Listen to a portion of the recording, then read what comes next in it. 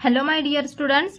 बच्चों देखो, अभी जो भी बच्चे 2026 में 12th क्लास री एग्ज़ाम एंड इम्प्रूवमेंट एग्ज़ाम देने वाले हैं, तो बच्चों उन बच्चों के लिए यहाँ पे मैं अभी राइटिंग स्किल का जो सेक्शन है, सेक्शन 3 जो राइटिंग स्किल का होता है, तो उसमें का बच्चों देखो मैं आपको क्वेश्चन नंबर 4 मतलब कि सेक्शन सी राइटिंग स्किल जो है ना, question number section 3 writing skill, उसमें का क्वेश्चन नंबर 4 जो होता है वो बता रही हूँ।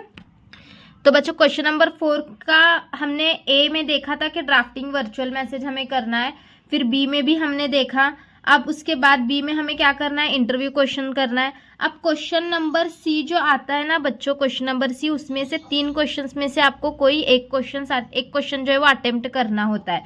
तो सी में का देखो यहाँ पे फर्स्ट जो है ना वो स्पीच राइटिंग है, सेकंड जो है ना कंपेयरिंग है, और थर्ड जो है वो आपका एक्सपांशन ऑफ आइडिया है। ठीक है, तो बच्चों अगर 3 में से कोई एक क्वेश्चन आप सॉल्व करते हो तो आपको 4 मार्क्स मिल जाते हैं।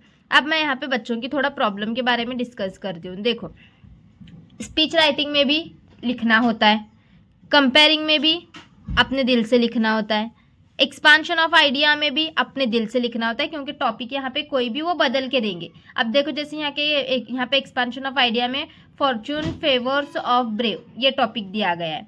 इसमें भी देखो यहाँ पे टॉपिक दिया गया है, HSC examination toppers of your college पे कंपैरिजन है, कंपेयरिंग करना है, और स्पीच राइटिंग में भी टॉपिक दिया जाता है। तो बच्चे यहाँ पे प्रॉब्लम में आ जाते हैं कि हम लिखे कैसे, हमें इंग्लिश सही से नहीं आती, हम लिखे कैसे। तो बच्चों इसके लिए जिन बच्चों को ऐसे लगता है कि हमें इंग्लिश सीधे से नहीं आती, तो वो बच्चे चूज़ करना है इसमें से स्पीच को। मैं तो बोलूँगी सभी बच्चे, हर बच्चा जो अभी एग्ज़ाम दे रहा है या फिर कभी 12th में अभी देने वाला भी होगा अगले साल, तो स्पीच राइटिंग ही कंपलसरी करो। क्यों बताती हूँ देखो, और जो बच्चे कोई 10th में भी हैं वो भी, उनको भी यही पैटर्न रहेगा स्पीच राइटिंग का। तो सबसे पहले मैं कंपलसरी आपको क्या बता रही हूँ, स्पीच राइटिंग करो। अब बच्चों स्पीच राइटिंग का मैं पहले आपको थोड़ा सा फॉर्मेट समझाती हूँ, बोर्ड की तरफ से जो फॉर्मेट है ना वही समझाती हूँ आपको। और हाँ बच्चों, मैं गारंटी देती हूँ कि अगर आप इस पैटर्न से करते हो तो आपको मार्क्स कंपलसरी मिलेंगे और हर बच्चा इसको लिख सकता है। और एक सबसे ज़रूरी बात बच्चों, आप सारे बच्चे तड़वल academy 9th and 10th Maharashtra को सब्सक्राइब करके रखो, क्योंकि वहाँ पे लाइव सेशन होते हैं। तो जो भी आपका डाउट है मुझसे वहाँ पे आप पूछ सकते हो। तो स्पीच राइटिंग का अगर हम फॉर्मेट देखेंगे ना बच्चों, सबसे पहले यहाँ पे टाइटल डालना होता है। ठीक है, टाइटल के लिए आपको 1 मार्क होता है। कितना? टाइटल के लिए आपको यहाँ पे 1 मार्क होता है। अगर आप टाइटल भी डालते हो तो 1 मार्क आपको मिल जाता है। उसके बाद ये स्टार्टिंग का पैराग्राफ होता है। ठीक है, ये इतना आपको लिखना है, ये लिखोगे आप तो 1 मार्क आपको मिल जाएगा। 1 और 1 कितने हो गए, यहाँ पे 2 मार्क्स तो हो गए आपके। अब बीच में यहाँ पे देखो आपको थोड़ा इंट्रोडक्शन वाला टॉपिक्स जो है वो टॉपिक का इंट्रोडक्शन आपको देना है। उसके बाद यहाँ पे कुछ पॉजिटिव पॉइंट्स बोलना है, कुछ नेगेटिव पॉइंट्स बोलना है, और कंक्लूजन देना है। और लास्ट को ये देखो थैंक यू बोलने वाला, lastly I would like to say thank you to listen me carefully, thank you. ये इतना पैटर्न आप करते हो आपको 4 आउट ऑफ 4 मार्क्स मिलते हैं। लेकिन अभी कुछ बच्चे हमें बोलेंगे कि दीदी हमें ये बीच में का जो है ना वही नहीं आता, तो उसके लिए एक आइडिया बताती हूँ। चलो, मैं एक मेरे पास 2024 का एक टॉपिक है, उस पर मैंने कैसे यहाँ पे ईजी पॉइंट्स में आपको लिखना है वो बताती हूँ। ठीक है, चलो। तो चलो बच्चों, सबसे पहले हम यहाँ पे क्वेश्चन देखते हैं कैसा है। Imagine you have been selected to represent your junior college for an intercollegiate elocution competition on the topic soldiers and farmers. अब यहाँ पे सोल्जर्स एंड फार्मर्स, आपको बाकी कोई क्वेश्चन पे कुछ ध्यान नहीं देना है, सिर्फ आपको टॉपिक पे ध्यान देना है। यहाँ पे कौन सा टॉपिक है, सोल्जर्स एंड फार्मर, ये एक क्वेश्चन है।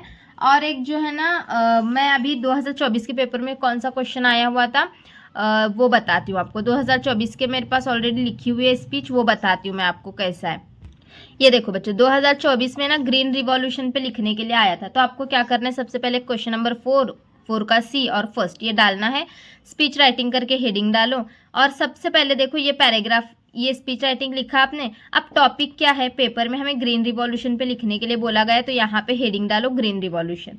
उस पेपर में सोल्जर्स एंड फार्मर था, तो यहाँ पे हेडिंग आएगी सोल्जर्स एंड फार्मर। ऐसे हमें लिखना है, तो जो भी हेडिंग होगी उसको यहाँ पे डाला आपने, तो आपको 1 मार्क यहाँ पे मिल गया। अब नेक्स्ट स्टेप आपको क्या करना है, ये वाला पैराग्राफ यहाँ से यहाँ तक आपको याद करके रखना है। आप ये भी याद कर सकते हो, देखो, ladies and gentleman, today I stand before you to give a speech on green revolution है ना। आपको पेपर में जो भी टॉपिक आएगा वो बदल देना। ठीक है, यहाँ से यहाँ तक, ये नहीं होता तो आप ये भी याद कर सकते हो। देखो ये भी ईजी है।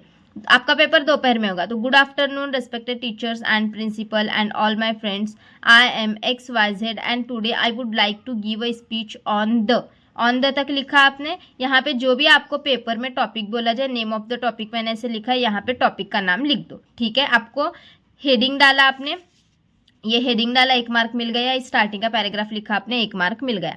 अब उस पेपर में देखो ग्रीन रिवॉल्यूशन पे आया हुआ था, तो मैंने यहाँ पे कैसा लिखा है, a pivotal movement in agricultural history is green revolution initiated in the 1960s is involved the adoption of high yield crops, advanced irrigation techniques and modern farming practices।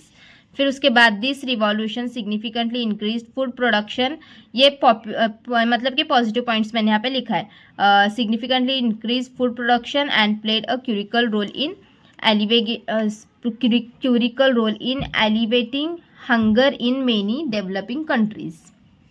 Okay, 1 minute हाँ बच्चों। फिर उसके बाद देखो नेक्स्ट यहाँ पे, as we move forward balancing technological advancement with sustainable practices will be key to ensuring food security and environmental protections. और यहाँ पे लास्ट में मैंने डायरेक्टली थैंक यू लिखा, लेकिन आप इस पैटर्न से बेटर, ये मैंने लिखा है ऐसे, तो आप इस पैटर्न को कंपलसरी फॉलो करो, आपको 100% मार्क्स मिलेंगे। यहाँ पे टाइटल डालो, यहाँ से यहाँ तक याद करो, जो भी टॉपिक है उसका नाम डालो, बीच में जो आपको टॉपिक पर से लिखने के लिए बोला गया, ठीक है। ये एक पैराग्राफ हो गया, एक पैराग्राफ जो टॉपिक का बोला गया, मतलब अभी ग्रीन रिवॉल्यूशन है तो ग्रीन रिवॉल्यूशन पे लिखो, फार्मर्स एंड सोल्जर्स पे तो उन पे एक पैराग्राफ लिखो, 5 से 6 लाइन का एक पैराग्राफ लिखो। और लिख के होने के बाद लास्ट में ये लिखो, lastly I would like to say thank you to listen me carefully और थैंक यू। इतना आपने लिखा, आपको कंपल्सरी 4 में से 4 मार्क्स मिल जाएंगे। अब देखो बच्चों, अगर आप बोलते हो कि दीदी हमें ये बीच में का नहीं आता लिखने, तो एटलीस्ट आप ये तो काम करो, टाइटल डालो, ये स्टार्टिंग का पैराग्राफ लिखो और ये लास्ट का इतना है ना, यहाँ से यहाँ तक लिखो, बीच में खाली मत छोड़ो, कुछ भी दिल से लिखो। तो आप 12th में मतलब थोड़ा बहुत तो इंग्लिश आती है ना, कुछ तो उससे रिलेटेड लिखो, ये याद करके जाओ, ये सब लिखो, बीच में एक पैराग्राफ दिल से कुछ भी थोड़ा बहुत तो बना के लिखो। आपको 4 में से 3 मार्क्स तो आराम से मिल जाएंगे, ठीक है बच्चों। छोड़ने से बेटर है कि आप ये करो, ये ट्रिक यूज़ करो, हो जाएगा, ठीक है। और नेक्स्ट वीडियो बच्चों कौन सी चाहिए वो कमेंट करके ज़रूर बताना। तो चलो फिर मिलते हैं बच्चों नेक्स्ट वीडियो में, बाय बाय।